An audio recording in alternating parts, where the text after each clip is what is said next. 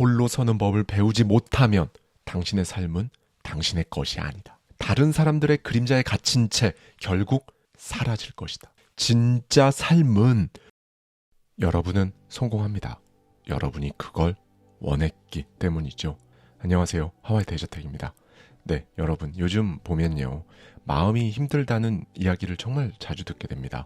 누군가는 불확실한 미래 때문에 누군가는 더 잘 살고 싶고 원하는 삶을 살고 싶은데 그게 막 마음대로 되지 않아서 또 어떤 분들은 말할 수 없는 외로움에 혹은 사람들과의 관계에서 오는 스트레스 때문에 힘들어하는 분들도 주위를 둘러보면 너무 많습니다. 그렇죠?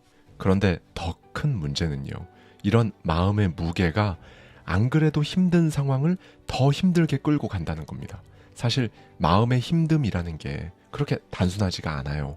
사람의 마음은 빙상과 같다. 보이는 건 극히 일부에 불과하다.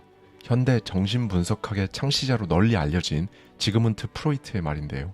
겉으로 보기엔 지금 처해 있는 그 상황 때문에 힘든 것처럼 보이지만 자세히 들여다보면 우리가 미처 알아차리지 못한 과거의 경험, 억눌린 감정, 그러니까 나도 모르는 사이 만들어진 무의식 때문일 수도 있다는 겁니다. 그래서 오늘은요. 정신건강의학과 전문의 성유미 이인수의 30에 읽는 프로이트, 이 책 속에 담겨있는 인사이트를 가져와서요. 프로이트의 시선으로 저의 생각까지 더해서 여러분과 함께 생각해보고 싶은 부분들을 말씀드리겠습니다. 불안은 피해야 할 단순한 감정이 아니다. 우리의 무의식이 던지는 경고이며 동시에 성장의 방향을 가리키는 나침반이다. 인간은 누구나 불안을 싫어한다. 아니, 더 정확히 말하면 불안을 두려워한다. 그래서 우리는 불안을 숨기고 때로는 무시하며 살아간다. 일상을 바쁘게 지내면서 불안을 잊으려 하고 밀어내려 한다. 그러나 내가 발견한 진리는 명확하다. 불안은 억누른다고 해서 절대로 사라지지 않는다. 불안은 억압된 욕망과 두려움의 표출이기에 그렇다. 우리가 외면해온 무의식의 깊은 외침에 가깝다. 만약 이 불안을 무시하거나 회피하면 어떻게 될까? 그럴 경우 불안은 마음속 깊은 곳에 숨어 조용히 잠들어 있는 듯 하지만 삶의 중요한 순간마다 예상치 못한 방식으로 고개를 들어 당신을 흔들 것이다. 그 결과 당신은 성공은커녕 진정한 자신을 만나는 기회마저 잃고 하염없이 헤매게 된다. 그렇다. 불안은 결코 사라지지 않기에 그것을 직면하지 않고서는 그 어떤 성취도 당신을 온전히 채울 수 없다. 내 삶에도 불안은 언제나 그림자처럼 따라다녔다. 정신분석학이라는 새로운 학문을 개척하던 그 시절 나는 깊은 고독 속에서 연구를 이어갔다. 그러나 세상은 나를 비난했고 학계는 나를 인정하지 않았다. 나는 이렇게 주장했다. 인간의 행동은 단지 이성적 의사결정에 의해서만 이루어지지 않는다. 우리의 무의식이야말로 행동을 지배하는 더 깊고 강력한 힘이다. 내 발표가 끝나자 학자들의 반응은 냉담했다. 그들은 여전히 인간을 단순하고 이성적인 존재로만 정의하려 했다. 프로이트, 당신의 이야기는 마치 흥미로운 소설 같습니다. 그런데 과학적인 근거가 전혀 없어요. 인간은 단순하고 이성적인 존재일 뿐이니까요. 당신의 이론은 허구에 가깝습니다. 그들의 비웃음과 조롱은 나를 깊은 불안으로 몰아넣었다. 정말 저들의 말처럼 내 연구가 잘못된 것일까? 내가 틀린 길을 걷고 있는 것은 아닐까? 하지만 그 불안을 가만히 그리고 깊숙이 들여다본 순간 나는 깨달았다. 이 불안은 실패의 신호가 아니었다. 오히려 내가 새로운 길을 열어가고 있음을 알리는 분명한 청신호였다. 남들과 다른 방향으로 나아가고 있다는 증거였고 그 깨달음은 불안을 단순히 잠재우는 것을 넘어 엄청난 추진력으로 바꾸어 주었다. 그 순간 불안은 더 이상 나를 짓누르는 짐이 아니었다. 불안은 나를 무너뜨리려는 적이 아니라 오히려 나에게 말을 걸고 있었던 것이다. 더 나아가라. 멈추지 마라. 이 길이야말로 네가 가야 할 길이다. 그 이후로 나는 불안을 외면하지 않았다. 오히려 친구처럼 받아들이기로 했다. 불안을 정면으로 마주하자 그 속에 감춰진 메시지가 선명하게 보이기 시작했다. 그리고 그 메시지를 읽어낸 덕분에 나는 정신분석이라는 학문의 새로운 장을 열 수 있었다. 불안은 당신을 괴롭히기 위해 존재하는 것이 아니다. 그것은 당신의 무의식이 보내는 강력한 메시지다. 우리의 무의식은 억압된 욕망과 두려움으로 가득 차 있다. 그것들은 평소 의식 위로 떠오르지 않지만 불안이라는 신호를 통해 당신에게 막 말을 건다. 그러니까 당신의 내면 상황을 알려주는 무의식의 언어인 것이다. 이 무의식은 당신이 의식적으로 이해하지 못하는 욕망과 공포를 품고 있다. 그것은 내가 경험했던 것처럼 불안이라는 형태로 당신 앞에 모습을 드러낸다. 그 순간 당신도 선택해야 한다. 불안을 외면할 것인가 아니면 마주할 것인가. 하지만 이것만큼은 반드시 기억해야 한다. 당신이 외면한 불안은 시간이 흐를수록 더 강력해질 뿐만 아니라 예상치 못한 방식으로 반드시 다시 찾아온다는 것을.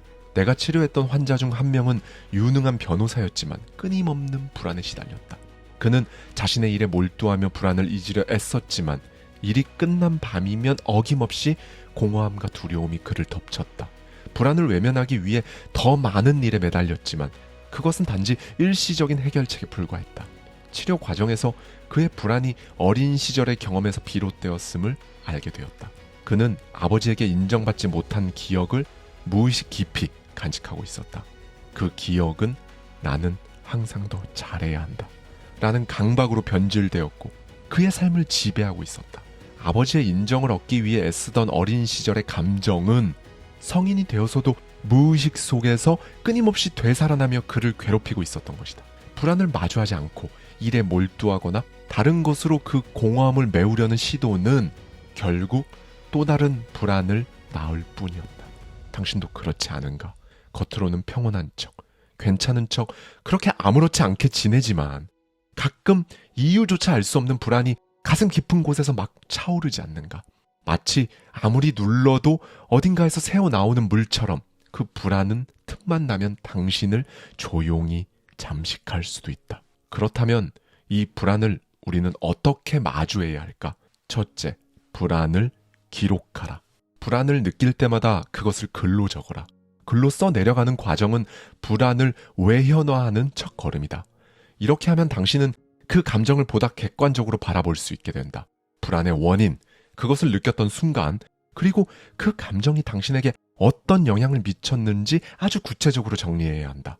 무엇보다 기록은 막연했던 불안을 실체 있는 문제로 바꿔준다. 글로 적는 순간 불안은 더 이상 막연한 두려움이 아니라 통제 가능한 형태로 변화하기 시작하는 것이다. 둘째, 작은 행동으로 돌파하라. 불안은 종종 당신의 무능력을 과장한다. 그러니까 할 수 없다는 그 두려움을 막 키우는 것이다. 그러나 작은 행동, 먼지 같은 성공은 그 불안을 약화시키는 강력한 무기가 된다. 지금 당장 할 수 있는 일을, 가장 간단한 일을 시작하라. 완벽함은 필요 없다. 작은 행동이 쌓이면 자신감이 생기고 불안은 점차 힘을 잃는다. 불안은 당신을 멈추게 하려 하지만 작은 행동은 당신을 앞으로 나가게 한다. 당신의 그 한 걸음이 불안을 정복하고 당신 삶의 방향을 바꿀 수 있다. 행동이 불안을 이긴다. 셋째, 불안을 탐구하라. 불안은 단순한 공포가 아니다. 앞서 말했듯 억압된 욕망이나 해결되지 않는 갈등에서 비롯된다. 따라서 불안을 극복하려면 그 뿌리를 찾아야 한다. 당신이 두려워하거나 회피하고 있는 것은 무엇인가? 무엇이 당신을 멈추게 하는가? 이 질문에 솔직하게 답해야 한다. 그 답을 찾는 과정에서 불안은 더 이상 당신의 적이 아닌 성장을 이끄는 동반자가 될 것이다. 지금까지 늘 그래왔듯 불안을 막 억누르지만 말고 당신의 무기로 만들어라. 기록은 당신에게 길을 보여주고 행동은 그 길을 걷게 하며 탐구는 그 길을 끝까지 가게 만든다. 불안을 무기로 만드는 순간 당신은 더 이상 과거에 얽매이지 않고 새로운 자신을 창조해 나갈 것이다. 지난 밤 당신은 어떤 꿈을 꾸었는가? 기억이 나지 않는가? 아니면 어렴풋이 남아있는가? 어쩌면 당신은 그 꿈을 단지 무의미한 뇌의 산물로 여겼을지도 모른다. 그러나 나는 단언한다. 꿈은 당신이 알지 못했던 진짜 목소리다. 꿈은 억압된 욕망과 두려움, 그리고 깊은 갈망이 담긴 무의식의 언어다. 의식적으로는 감히 마주하지 못했던 진실이 꿈속에선 놀랍도록 솔직하게 드러난다. 한번 생각해보라. 왜 어떤 꿈은 깨어난 뒤에도 가슴을 두근거리게 만들고 또 어떤 꿈은 불편함만을 남기는가? 그 이유는 간단하다. 꿈이 단순한 이야기가 아니기 때문이다. 그것은 당신의 무의식이 보내는 강렬하고도 은밀한 메시지다. 당신은 정말 무엇을 원하는가? 무엇이 당신을 붙잡고 두렵게 만드는가? 이 질문의 답이 꿈속에 숨어 있다. 그러나 그 답을 찾으려면 용기가 필요하다. 우리는 사실 우리의 진짜 마음, 무의식을 마주할 준비가 되어 있지 않다. 그 속에는 억눌린 욕망, 두려움, 그리고 외면했던 진실이 숨어 있기 때문이다. 내게도 꿈은 특별했다. 꿈은 내 삶을 변화시켰고 내가 연구하던 학문을 새로운 길로 이끈 강력한 힘을 가진 스승과도 같았다. 꿈은 감춰진 욕망의 충실한 해석자다. 이것은 내가 꿈의 해석에서 특히 강조했던 메시지다. 그 책에 기록된 이르마의 주사 꿈은 내 무의식 깊은 곳에 자리 잡은 갈등과 감정을 드러내 보였다. 그 꿈은 나의 인생뿐 아니라 정신 분석학에서도 의미 있는 흔적을 남겼다. 꿈의 내용은 이러했다. 꿈속에서 나는 이르마라는 환자를 치료하고 있었다.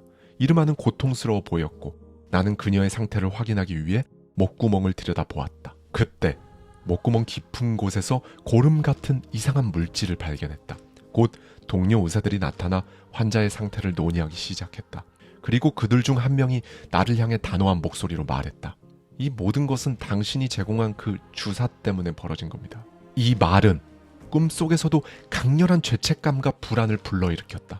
내가 한 치료가 오히려 환자에게 해를 끼친 것은 아닐까? 내 판단이 잘못된 건 아닐까? 이 질문들은 내 마음 깊이 파고들었고 깨어난 뒤에도 쉽게 떠나지 않았다. 그러나 나는 이 꿈을 단순히 불편한 악몽으로 치부하지 않았다. 이 꿈은 나의 무의식이 던진 강렬한 신호였으니까.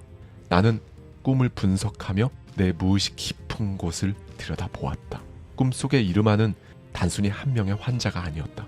그녀는 내가 치료했던 모든 환자들의 상징이었다. 그들을 치료하는 과정에서 느꼈던 책임감과 죄책감, 그리고 그 과정에서 억눌려왔던 나의 감정들이 이 꿈을 통해 드러난 것이었다. 이르마는 나의 불안과 갈등을 상징하는 거울이었고 그녀의 고통은 곧 나 자신의 내면에서 밀려오던 목소리였다. 그렇다면 고름은 무엇을 의미했을까? 어쩌면 나의 잘못된 판단이 환자들에게 상처를 남겼을지도 모른다는 깊은 두려움이 표현된 것이었다. 특히 꿈속에서 동료들이 나를 비난하던 장면은 내 무의식 깊은 곳에 자리한 두 가지 상반된 감정을 드러냈다. 동료들로부터 인정받고 싶어 했던 강한 욕망, 그리고 그들로부터 비난받을까 두려웠던 불안. 겉으로는 막 자신감 넘치는 사람으로만 보였던 내가 사실 내면 깊숙한 곳에서는 치료 과정에서의 실패에 대한 두려움과 책임감의 무게에 짓눌려 있었다. 이건 정말이었다. 그리고 꿈을 통해 내가 억누르고 외면해왔던 나의 진짜 모습을 마주하게 된 것이다. 당신의 꿈속에서도 이르마와 같은 상징들이 존재할 것이다. 그건 역시 당신이 외면해온 두려움일 수도 있고 인정받고 싶어하는 욕망일 수도 있다. 어쩌면 당신이 회피하고 있는 내면의 갈등일지도 모른다. 꿈을 그냥 지나치지 마라. 그 속에 담긴 메시지를 분석하고 숨겨진 의미를 발견하라. 꿈은 당신의 무의식이 가장 솔직하게 말하는 방식이다.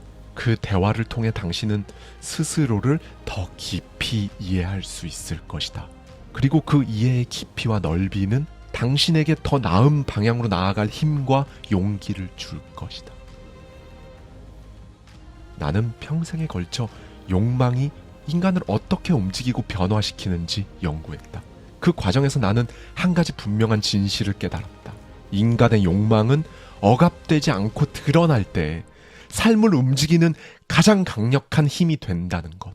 그러나 많은 사람들은 여전히 자신의 욕망을 숨긴 채 살아간다. 그들은 욕망을 드러내는 것이 두려워 진짜 목소리를 억누르고 타인의 기대와 사회적 규범에 맞춰 안전한 삶을 선택한다.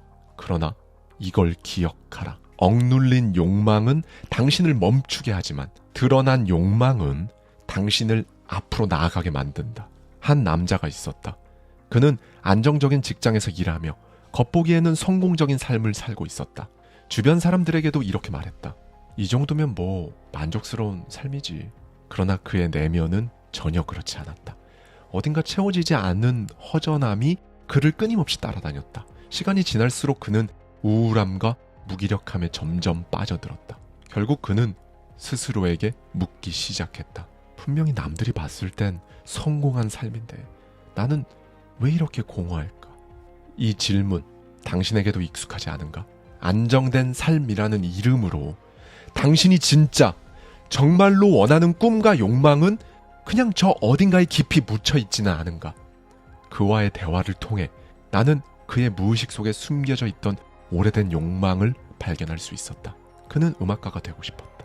어린 시절 피아노를 연주하며 느꼈던 기쁨과 흥분은 그의 삶에서 가장 순수한 행복이었다. 그러나 그의 부모는 이렇게 말했다. 음악은 취미로만 해. 안정된 직업을 가져야 한다. 피아노를 치면서 느꼈던 그 행복은 현실의 무게와 타인의 기대 속에서 점점 희미해져 갔고 마침내 그의 내면 깊은 곳에 갇혀버렸다. 그는 부모님의 조언을 받아들였고 현실적인 삶을 선택했다. 하지만 그의 욕망은 결코 사라지지 않았다. 억눌린 욕망은 다른 형태로 모습을 바꾸었다. 때로는 불안으로, 때로는 공허함으로 그의 삶을 마구 흔들고 있었다. 나는 그에게 물었다. 당신의 삶 속에 음악은 어디에 있습니까? 그는 한동안 침묵했다. 그리고 마침내 낮은 목소리로 말했다. 음악은 제 마음 속에만 있어요. 밖으로 꺼내본 적이 없습니다. 그는 퇴근 후 피아노 앞에 앉았다. 먼지 쌓인 악보를 꺼내어 어린 시절 연주했던 곡을 다시 익히기 시작했다. 얼마 후 그는 작은 재즈 클럽에서 연주를 시작했다. 그리고 이렇게 말했다. 피아노를 연주하면서 정말 오랫동안 느끼지 못했던 활기가 제 삶에 다시 찾아왔어요.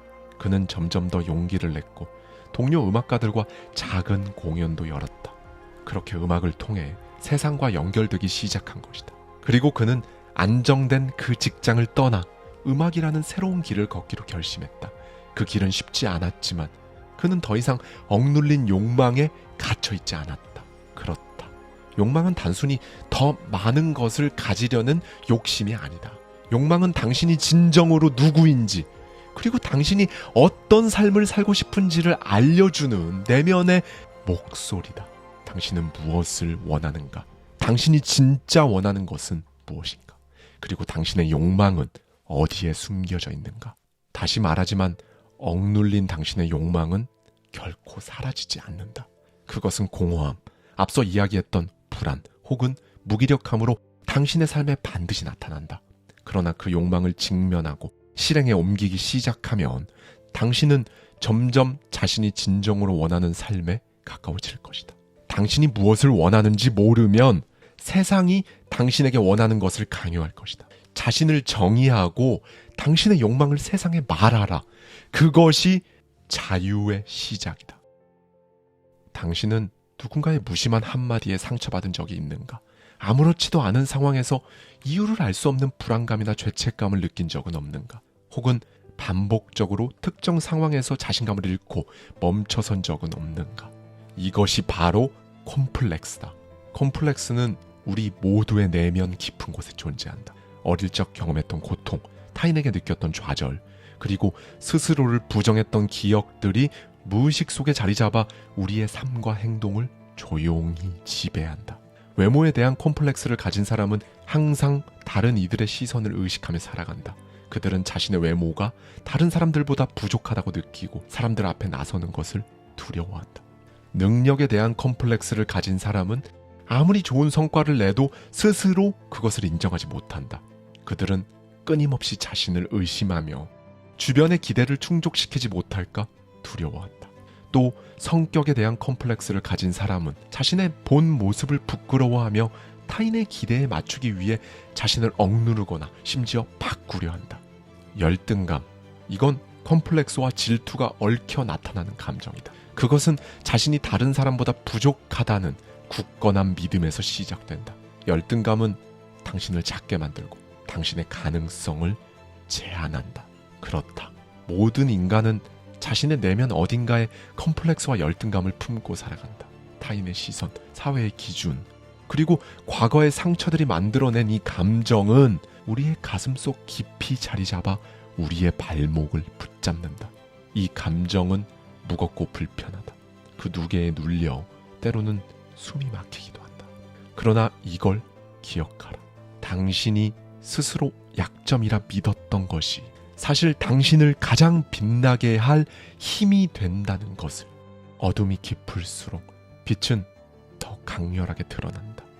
당신의 가장 깊은 상처 속에 당신이 가장 빛날 이유가 숨어 있다. 그 상처를 받아들이고 그 안에서 힘을 찾을 때 당신은 진정으로 성장할 수 있다. 인간은 무의식 속에 끊임없는 갈등을 품고 살아간다. 우리는 타인의 보호와 인정 속에서 안정감을 느끼고 싶어 하면서도 스스로 독립적인 존재로서 자립하고자 하는 욕망 사이에서 매 순간 흔들린다. 이 깊은 갈등은 사실 유년기부터 시작된다. 어린아이는 부모의 보호와 사랑 속에서 성장하며 그 관계를 통해 안정감을 얻는다. 그러나 시간이 지나면서 아이에게는 점차 독립하고자 하는 욕구가 생겨난다. 부모로부터 자유로워지고 스스로의 선택으로 삶을 살아가고자 하는 욕망이 슬그머니 싹트기 시작한다. 그러나 이 과정은 결코 단순하지 않다. 부모의 양육 방식에 따라 독립의 과정은 크게 영향을 받는다. 부모의 과도한 기대나 통제 혹은 지나친 보호는 아이의 독립을 방해한다. 부모가 아이의 모든 결정을 대신해 주거나 아이의 욕망을 존중하지 않고 자신들의 기준을 강요할 때 아이는 점차 자신의 욕구를 억압하며 타인에게 의존하는 법을 배우게 되니까. 이런 환경에서 아이는 자기 자신으로 설 수 있는 기회를 잃고 항상 외부의 의견과 지침을 필요로 하는 의존적인 성격이 형성된다. 그렇다. 부모의 기대를 충족시키기 위해 살아가는 아이는 스스로의 욕망을 이해하거나 자율적으로 선택하는 힘을 키우지 못한다. 부모의 과잉보호 속에서 성장한 아이는 나중에 자신만의 삶을 살아야 할 시점에 이르렀는데도 독립에 대한 두려움, 혼란을 느낀다. 나는 이 상태를 심리적 의존이라고 부른다. 심리적 의존 상태에 있는 사람은 자신의 욕망보다 타인의 기대를 더 중요하게 여긴다. 그들은 결정을 내릴 때마다 항상 타인의 의견을 따르려 하며 스스로 무엇을 원하는지조차 알지 못하는 경우가 많다. 이 심리적 의존은 의식적으로는 안정감을 제공할 수 있지만 그것은 진정한 자유와 성공을 방해한다. 왜냐하면 심리적 의존 상태에서는 자신의 삶을 절대로 주도하지 못하기 때문이다. 타인의 선택에 의지하는 사람은 결코 자신의 삶에 책임을 질 수 없으며 결과적으로 타인에 의해 끊임없이 흔들리게 된다. 그렇다. 홀로 선다는 것은 타인을 거부하는 것이 아니라 자신을 받아들이는 과정이다. 홀로 설 때 비로소 자유로워질 수 있다. 하지만 우리는 혼자가 되는 것을 두려워한다. 타인의 시선, 인정, 그리고 보호 없이는 스스로를 지탱하지 못할 것 같은 그런 불안에 막 휩싸이곤 한다. 그러나 나는 단언한다. 홀로 서는 법을 배우지 못하면 당신의 삶은 당신의 것이 아니다. 다른 사람들의 그림자에 갇힌 채 결국 사라질 것이다. 진짜 삶은 홀로 설 때 시작된다. 홀로 서기는 단순히 독립적인 삶을 의미하는 것이 아니다. 그것은 타인의 기대에서 벗어나 스스로의 존재를 내가 정의하고 자신의 욕망, 목표를 향해 첫 발을 내딛는 과정이다. 물론 그 길은 절대로 쉽지 않다. 어렵고 힘들 것이다. 그런데 생각해보라. 지금 홀로 서지 못한 당신의 그 삶은 어렵지 않고 쉬운가? 전혀 힘들지 않은가? 어차피 똑같이 어렵고 힘들 거라면 당신이 홀로 서지 못할 이유는 무엇인가? 나는 한 사람의 정체성과 행동 양식을 형성하는 데 있어 과거의 경험과 무의식적 동기가 얼마나 중요한지 강조해왔다. 지금 당신의 성격과 행동은 모두 과거 경험과 사건들이 만든 결과다. 그러니까 지나온 날들이 모여 오늘의 당신이 만들어졌다는 것이다. 이 말은 누군가의 인생을 이해하고 문제를 풀기 위해서는 훨씬 더 많은 노력과 정보, 관심이 필요하다는 뜻이기도 하다. 자신의 과거를 얼만큼 깊이 이해하느냐는 자아의 능력이다. 과거의 경험을 단순히 기억하고 추억하는 것으로 끝내지 말고 그 안에 숨겨진 무의식의 의미를 파악해야 한다. 그리고 그 의미가 현재의 나에게 어떤 영향을 미치고 있는지를 입체적으로 이해해야만 당신은 비로소 진정으로 자신을 이해하고 더 나은 삶으로 나아갈 수 있다. 그렇다. 과거는 더 이상 무거운 족쇄가 아니다. 과거를 외면하지 말고 발판으로 삼아라. 당신은 그 발판으로 더 높이 날아오를 수 있다. 자신을 믿고 두려워도 통과해내어라. 그리고 그렇게 원하는 삶을 이루어라. 당신은 할 수 있다. 당신이 그걸 원했기 때문에. 감사합니다. 지금까지 하와이 대저택이었습니다.